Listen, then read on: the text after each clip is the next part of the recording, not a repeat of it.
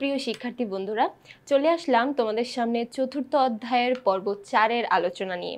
এই পর্বে আমাদের আলোচনার টপিক থাকছে মূলধন এবং মুনাফা জাতীয় লেনদেন এবং পার্থক্যকরণের প্রয়োজনীয়তা ও সবচেয়ে ইম্পর্টেন্ট যে বিষয় সেটা হচ্ছে বিলম্বিত মুনাফা জাতীয় ব্যয়।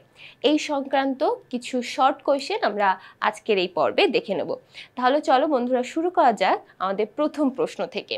এখানে আমাদের প্রথম প্রশ্নেই থাকছে 21 নং প্রশ্ন। এখানে বলা হচ্ছে একটি মূলধন জাতীয় ব্যয়কে মুনাফা জাতীয় ব্যয় ধরে হিসাব করলে কি অসুবিধা হবে। আমরা যখন একটা মূলধন জাতীয় ব্যয়কে মুনাফা জাতীয় ব্যয় ধরে ফেলবো অথবা একটা মুনাফা জাতীয় ব্যয়কে যখন ভুলবশত মূলধন জাতীয় ব্যয় ধরে ফেলবো, এই যে ভুলটা হলো, এই ভুলের ফলে কি অসুবিধা হবে অথবা অসুবিধা আদৌ হবে কিনা সেটা নিয়েই এখানে বলতে হবে। তাহলে দেখো, মূলধন জাতীয় লেনদেন দ্বারা আর্থিক অবস্থার বিবরণী প্রস্তুত করা হয়। আর্থিক অবস্থার বিবরণী প্রস্তুতের মাধ্যমে একটা ব্যবসায় প্রতিষ্ঠানের আর্থিক অবস্থা জানা যায়, অর্থাৎ সম্পদ, দায়, মালিকানা সত্ত্বের পরিমাণ জানা যায়।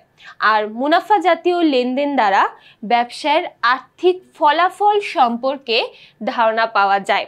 তাই একটি মূলধন জাতীয় ব্যয়কে মুনাফা জাতীয় ব্যয় ধরে হিসাব করলে প্রতিষ্ঠানের সঠিক আর্থিক ফলাফল এবং আর্থিক অবস্থার পরিমাণ জানা সম্ভব নয়।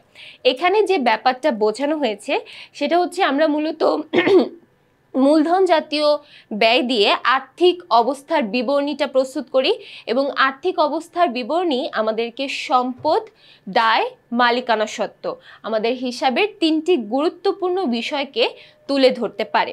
তাহলে দেখো, এই সম্পদ, দায়, মালিকানা সত্ত্ব দ্বারা আমরা আমাদের প্রতিষ্ঠানের আর্থিক অবস্থাটা ঠিক কী রূপে আছে সেই বিষয়টা সম্পর্কে ধারণা পেতে পারি।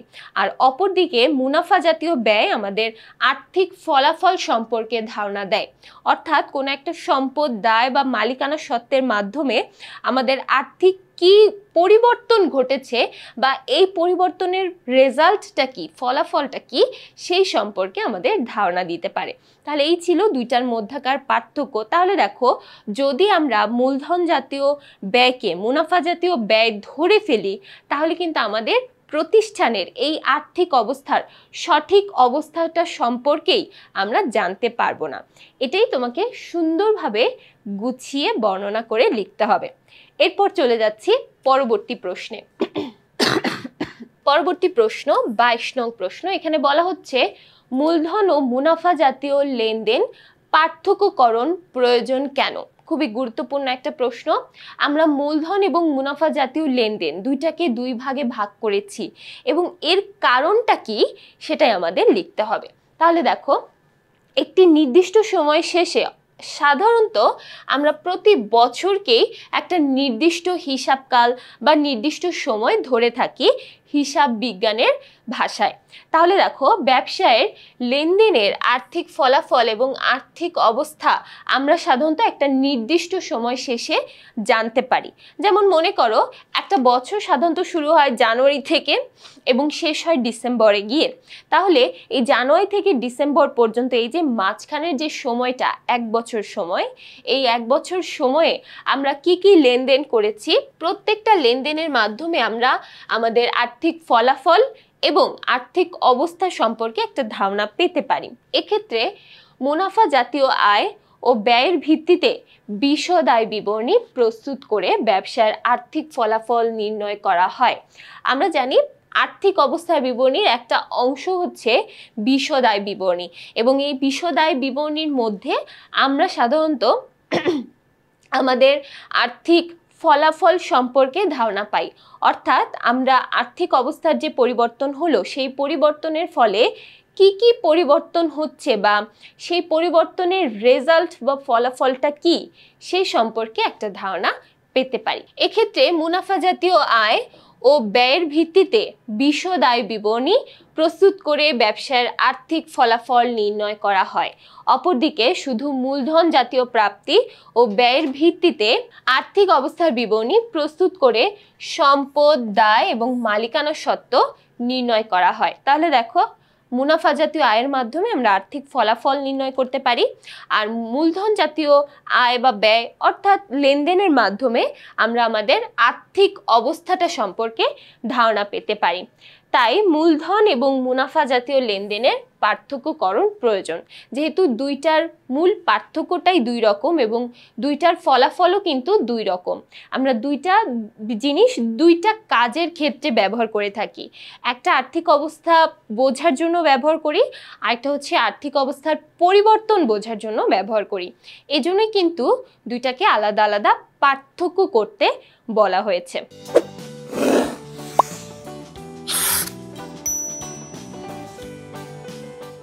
এরপর চলে যাচ্ছি 23 নং প্রশ্ন, মূলধন এবং মুনাফা জাতীয় লেনদেনের প্রভাব ব্যাখ্যা করো।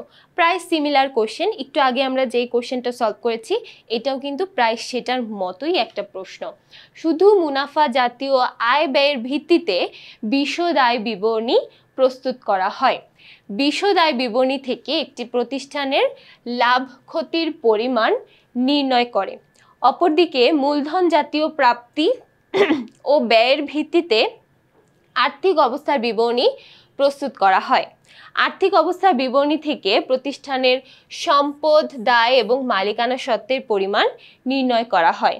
এই দুই ধরনের লেনদেন পরস্পর অবস্থান পরিবর্তন করে আর্থিক বিবরণীতে লিপিবদ্ধ করা যাবে না। তাহলে দেখো, আমরা যদি একটার জায়গায় আরেকটা রিপ্লেস করে ফেলি, পরিবর্তন করে লিখে ফেলি, তাহলে কিন্তু আমাদের হিসাবের একটা গরমিল দেখা যেতে পারে, বা আমাদের এই যে আর্থিক বিবরণীর যে পার্টগুলো সেগুলোর মধ্যে একটা বিশৃঙ্খলা দেখা যেতে পারে।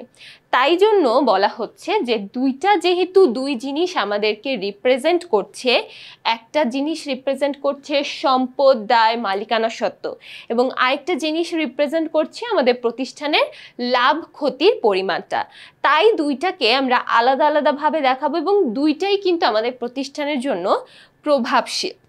দুইটাই আমাদের প্রতিষ্ঠানকে নিজেদের দিক থেকে প্রভাবিত করতে পারে। তারপর আমরা চলে যাচ্ছি একটা খুবই গুরুত্বপূর্ণ একটা প্রশ্ন, 24 নং প্রশ্ন, বিলম্বিত মুনাফা জাতীয় ব্যয় বলতে কি বোঝায়, উদাহরণ সহ লেখো। বিলম্বিত মুনাফা জাতীয় ব্যয় বলতে কি বোঝায়, উদাহরণ সহ লেখো। যে সকল ব্যয় মুনাফা জাতীয় হওয়া সত্ত্বেও নির্দিষ্ট হিসাব বছরে সীমাবদ্ধ না থেকে একাধিক বছর সমূহে সুবিধা পাওয়া যায়, এই সকল ব্যয়কে বিলম্বিত মুনাফা জাতীয় ব্যয় বলে। যেহেতু এই ব্যয়ের দ্বারা একাধিক বছর সুবিধা ভোগ করা যায়, তাই এই ব্যয়কে হিসাবকাল সমূহের মাঝে বিভক্ত করে চলতি হিসাবকালের অংশটুকু মুনাফা জাতীয় ব্যয়ের ন্যায় এবং অবশিষ্ট অংশ সাময়িকভাবে মূলধন জাতীয় ব্যয়ের ন্যায় লিপিবদ্ধ করা হয়। একটু আমি এক্সপ্লেইন করি। এখানে প্রথমে বলছে যে সকল মুনাফা জাতীয় ব্যয় অথবা যে সকল মুনাফা জাতীয় লেনদেন সেটা মুনাফা জাতীয় হওয়া সত্ত্বেও নির্দিষ্ট একটা হিসাব বছরে সীমাবদ্ধ থাকে না। আমরা সাধারণত জানি মুনাফা জাতীয় ব্যয়টা একটা বছরের জন্য বা এক বছরের মাঝামাঝি একটা সময়ের জন্য হয়ে থাকে, কিন্তু বিলম্বিত মুনাফা জাতীয় ব্যয়টা এক বছরের মধ্যে সীমাবদ্ধ থাকবে না, এটা পরবর্তী বছরেও আমাদেরকে সুবিধা দিবে। তাহলে যেটা এক বছরের মধ্যে বা একটা নির্দিষ্ট সময়কাল পর্যন্ত সীমাবদ্ধ না থেকে একাধিক বছর, এটা এক বছরও হতে পারে, এক বছরের বেশি সময়ের জন্য হতে পারে, যখন একাধিক বছর সমূহে সেটার সুবিধা আমরা ভোগ করতে পারি, সেই ব্যয়গুলোকে আমরা সাধারণত বলে থাকি মুনাফা জাতীয় ব্যয়। যেহেতু এই ব্যয়ের দ্বারা একাধিক বছর সুবিধা ভোগ করা যায়, আমরা একের অধিক বছর এখান থেকে সুবিধা ভোগ করতে পারি, তাই এই ব্যয়কে হিসাবকাল সমূহের মাঝে বিভক্ত করা হয়।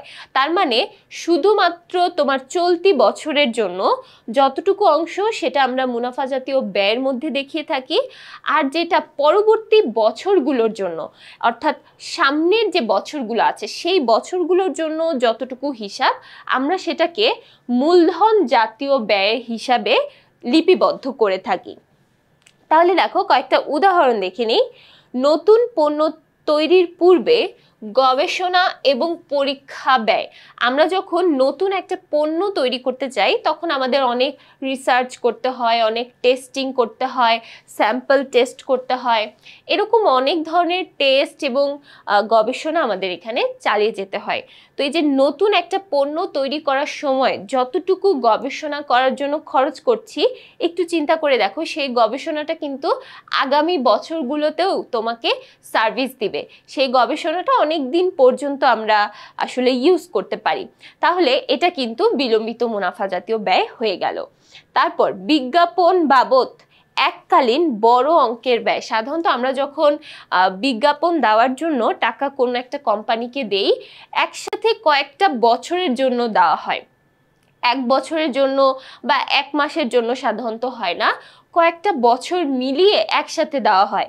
কারণ হচ্ছে ওই কোম্পানি ওই বছর যাবত তোমার কোম্পানি বা তোমার প্রোডাক্টের হয়ে বিজ্ঞাপন প্রচার করে দেবে।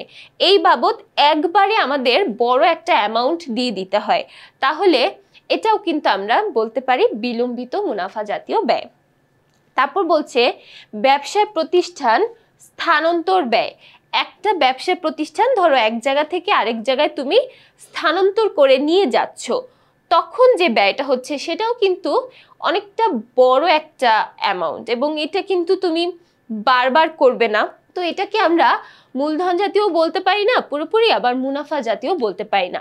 তাহলে একটা জিনিস একটু মাথায় রাখবে, যে ব্যয়গুলো সাধারণত আমরা মূলধন এবং মুনাফার মাঝামাঝি ধরে থাকি, অর্থাৎ সম্পূর্ণ মূলধন জাতীয় ব্যয়ও না, সম্পূর্ণ মুনাফা জাতীয় ব্যয়ও না, দুইটাই আমরা আলাদা আলাদা বলতে পারি না, তবে পার্শিয়ালি দুইটার বৈশিষ্ট্যই কিন্তু এই বিলম্বিত মুনাফা জাতীয় ব্যয়ের মধ্যে থাকবে।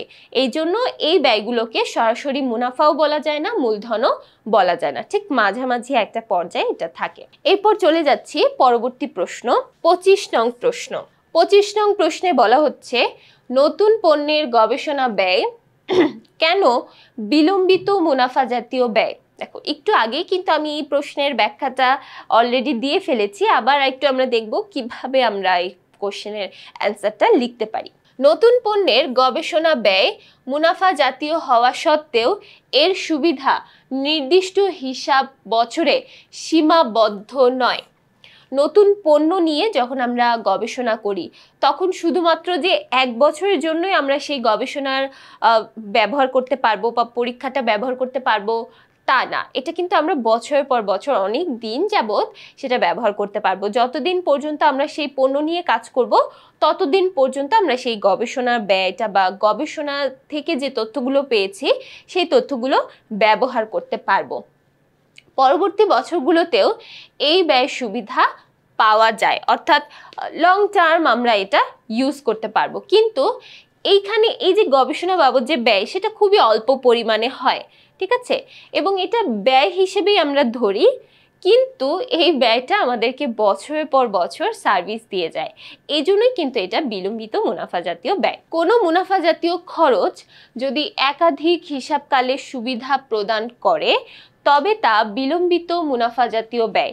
এটাই হচ্ছে আমার মেইন কথা বিলম্বিত মুনাফা জাতীয় ব্যয়ের ক্ষেত্রে, যেটা শুধুমাত্র একটা হিসাবকালেই সীমাবদ্ধ থাকবে না, পরবর্তী হিসাবকাল পর্যন্ত এটা চলতে থাকবে। তাই নতুন পণ্যের গবেষণা ব্যয় বিলম্বিত মুনাফা জাতীয় ব্যয়। যেহেতু নতুন পণ্য তৈরি করার জন্য গবেষণা বা পরীক্ষা ব্যয়টা আমরা 1 বছর পর্যন্তই সীমাবদ্ধ থাকে না, এটা বছরের পর বছর চলতে থাকে বা বছরের পর বছর সেটাকে আমরা ব্যবহার করতে পারি। সেজন্যই এই নতুন পণ্যের গবেষণা ব্যয়টাকে আমরা বিলম্বিত মুনাফা জাতীয় ব্যয় বলে থাকি। তাহলে এই ছিল আমাদের এই পর্বের আলোচনা। আশা করছি প্রত্যেকটা প্রশ্ন সবাই খুব ভালোভাবে বুঝতে পেরেছো। সবাইকে আন্তরিক শুভেচ্ছা জানিয়ে শেষ করছি। ধন্যবাদ।